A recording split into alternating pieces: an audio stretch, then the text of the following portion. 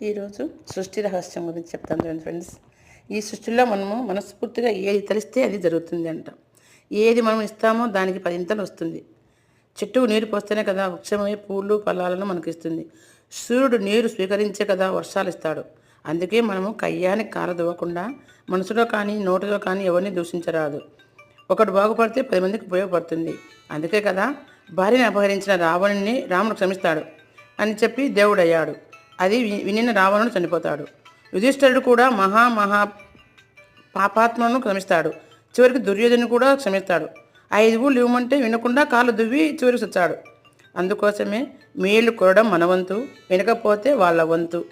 మంచిని చెప్పండి, మన ధర్మాన్ని ఆచరణ చూస్తాం, భగవంతుని అవసరంలో ఉందాం. ఓకే ఫ్రెండ్స్, ఈరోజు చెప్పాలనుకుంటున్నా సృష్టి రహస్యాన్ని.